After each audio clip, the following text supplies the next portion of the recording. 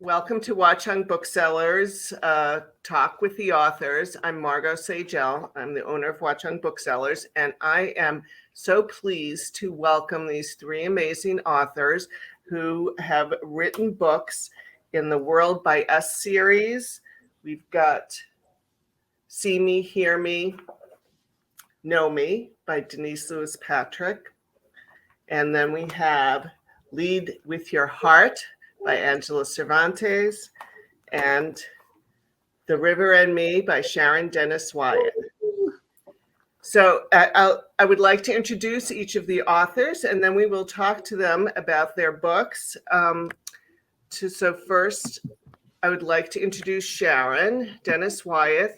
So she's the author of Yvette, The River and Me. Sharon has over 50 titles for young readers: picture books, historical fiction, and contemporary middle grade fiction.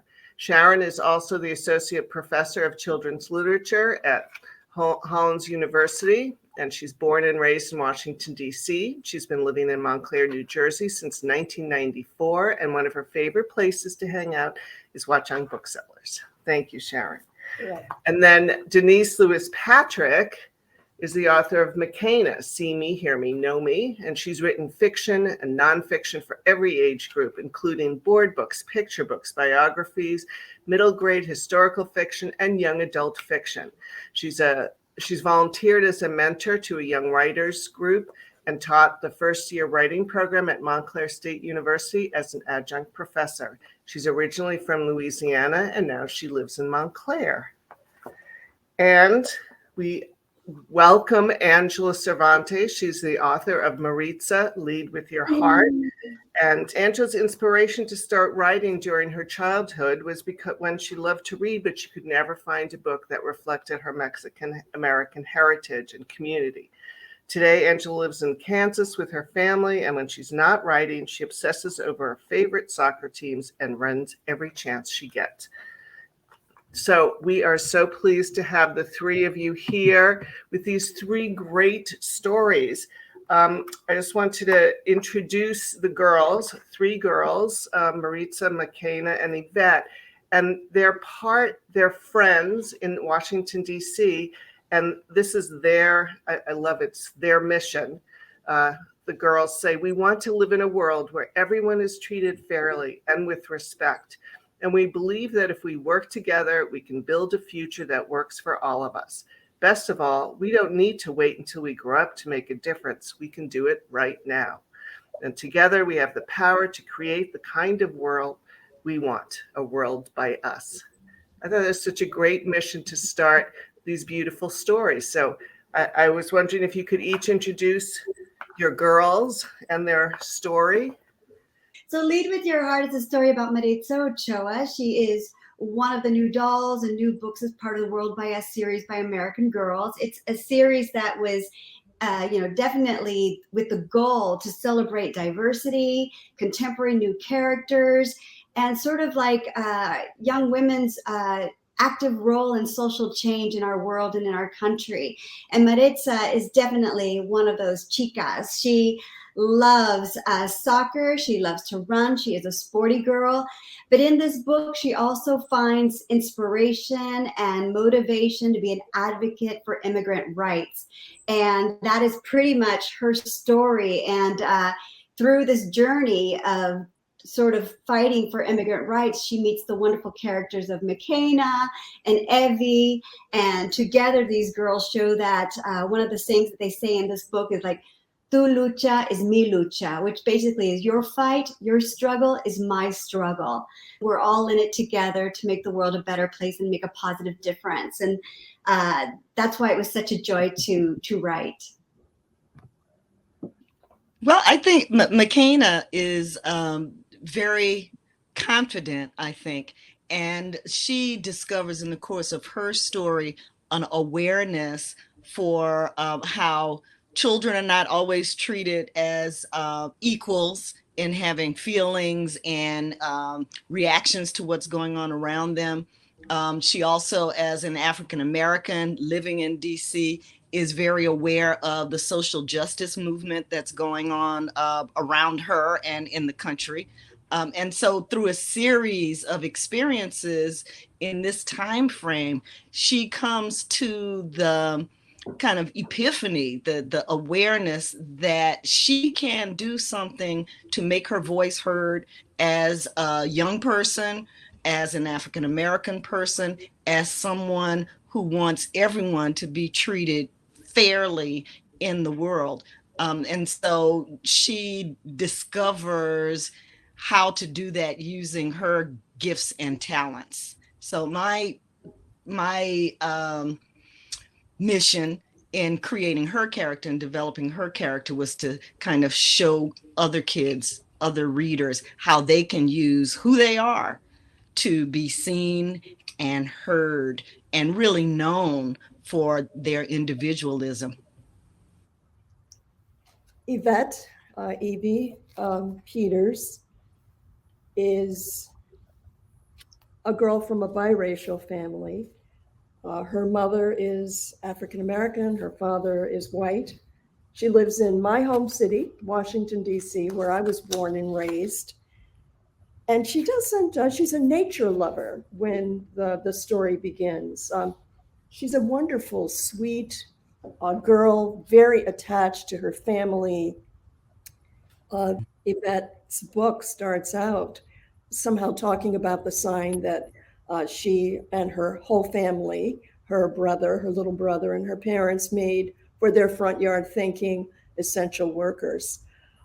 During the period of the pandemic, which is not, I don't really focus on that, and none of us really focus on it, but we acknowledge that this is the context and the reality of today. And we were hoping that things would be much better, and they are when the books come out. But during this period, she spends a lot of time with her maternal grandmother, who's her mother's mother and an African American who lives in the Anacostia neighborhood of Washington, D.C., where I spent almost all of my own childhood, and where my grandparents lived, and where I lived for almost my entire childhood. So she's quite attached to this person, and through her attachment to this grandmother, she learns about the environmental issues that are going on with water in Washington, D.C., namely the Anacostia River, which is a place that I'm very familiar with because that was my one most consistent exposure to a natural environment when I was growing up. Anybody who lives in a city has a river just knows the river. You know, they look at it, even if all they do is stare at it. So in the book, what I did is I had the wonderful opportunity of creating the theme of unity within a family, because there is her two grandmothers, the white grandmother and the black grandmother, really don't speak to each other. And through her work in environmentalism on a river that her grandmother remembers swimming in when she's younger, she brings the two parts of her family together. So it was quite a challenge to have a racial identity theme and an environmental theme, to weave both those themes into the story. But somehow the river, the Anacostia River, was a perfect metaphor and location for that, because the river does not judge people. I love the fact that the community center was a common point. How did the three of you work together? Did you have meetings? Well, it was all virtual. It was all virtual, Mm-hmm. of course.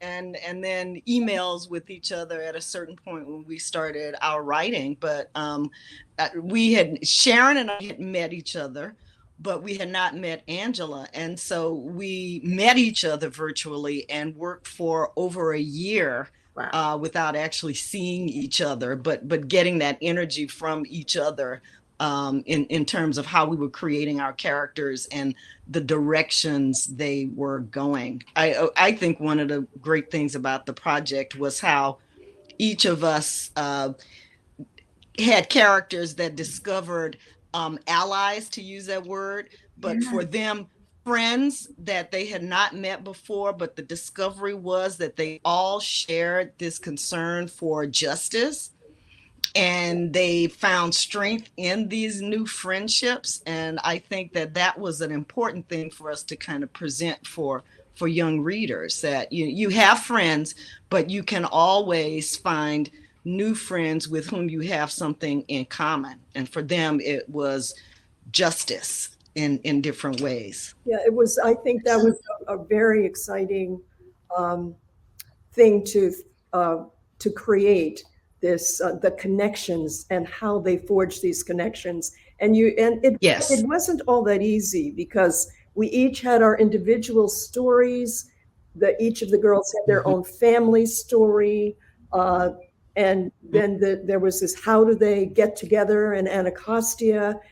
It was very interesting, but the logistics. Yeah, and occasionally we'd say, well, we'd send one another snippets of scenes. I remember Denise sent me one saying, well, here there's a tapestry, a knitting exhibit at the community. It was at a museum at first, but then it later became at the community center. And she had a little scene where Yvette is looking at the same thing, the same exhibit, and they discover one another because, well, not to go into too much, but McKenna is kind of a famous person in the series because she has a fashion blog, and so she has a vlog, already, a video blog. Had already seen her, and so she sees her at this exhibit in the community center and goes, "Oh my gosh, it's McKenna! Oh my goodness!" But the community center kind of became the connector, became the not the glue between them, but it became the connecting point for them physically, and sort of the community center itself played a role in helping them to forge friendships and have conversations kind of naturally and discover the things that they had in common. And so that was kind of I think the community center is an important character in all stories from that point of view. Yeah. And what's nice about the community center being sort of like this focus point, this meeting point for the three characters, is also that you can come from all different types of interests and backgrounds. McKenna, it's all about fashion, and, for Evie, it's all about, her fashion is different. She's kind of more retro and vintage, classic, and here's Maritza, who's all sporty. Just give me a good pair of sneakers and I'm ready to go. And yet, no matter how different they are with their own fashion styles, they come together. They find something that unites them there. And the community center becomes a safe place for the three girls to kind of like dream and think how they want to take on the world. They have discussions too about racism, immigration, things they've observed. They listen to one another. They give advice to one another. And I think that's a very plausible thing. And it's also necessary for young people, I think, to have conversations about the things that they observe and that trouble them, that they want to fix. They share with their parents and their families. Each of them have very strong families, and they have open communications with their families, but they also find that with their peers. And I think that really distinguishes the series. That's very true. Were you surprised by their strength, or did you just you just knew they had that strength? Yeah, that's a great question. Did we know they had that strength? I don't know. I think I knew that they could find it.